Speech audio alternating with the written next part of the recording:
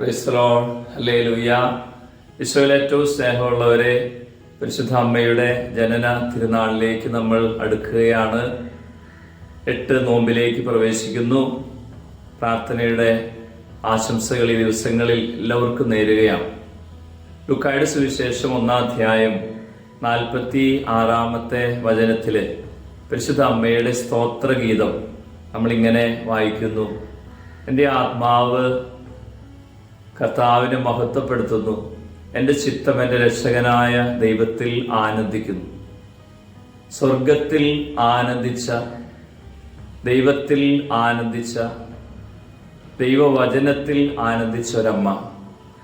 ഈ ലോകത്തിൻ്റെ ആനന്ദങ്ങളൊന്നും ഹൃദയത്തിൽ പ്രവേശിക്കാതെ പരിശുദ്ധാത്മാവ് സൂക്ഷിച്ച ഒരമ്മ. ഈ ലോകത്തിൻ്റെ മാലിന്യം പ്രവേശിക്കാതിരിക്കുന്ന മനുഷ്യനാണ് സ്വർഗത്തിൽ ആനന്ദിക്കാൻ കഴിയുക. പ്രിയമുള്ളവരെ, നമുക്ക് പ്രാർത്ഥിക്കാം.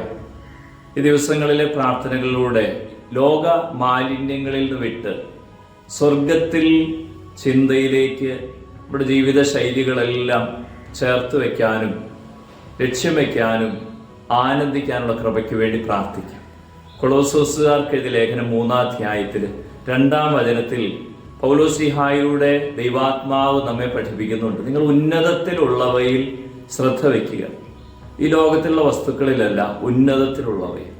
ദൈവത്തിൽ ആശ്രയം വയ്ക്കുന്ന മനുഷ്യന് മാത്രമേ ജീവിതത്തിൽ ആനന്ദത്തോടെ മുന്നോട്ട് ജീവിതത്തെ നയിക്കാൻ കഴിയുക.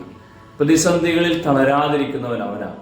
പരിശുദ്ധ അമ്മ പിടിച്ചു നിന്നത് ഈ ശക്തനായവനില്, ഉന്നതത്തിലുള്ളവനില് ആശ്രയം വെച്ചതുകൊണ്ടും ആനന്ദിച്ചതുകൊണ്ടുമാണ്.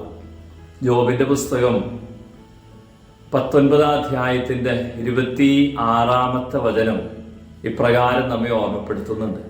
തൻ്റെ ജീവിതത്തിന്റെ സകല ദുരന്തത്തിൻ്റെയും മുന്നിൽ നിൽക്കുമ്പോഴാണ് ജോബ് പ്രാർത്ഥിക്കുന്നത്, ദൈവത്തെ സ്തുതിക്കുന്നത്.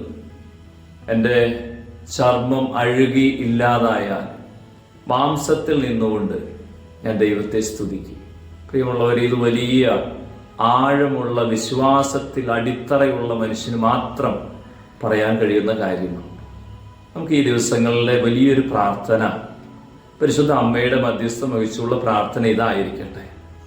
ഏത് പ്രതിസന്ധികളിലും ദൈവത്തിൽ അടിയുറച്ചു നിൽക്കാൻ, ആനന്ദിക്കാനുള്ള കൃപ നമുക്ക് പ്രാർത്ഥിക്കാം. ദൈവം നമ്മെ അനുഗ്രഹിക്കട്ടെ. ആമേൻ.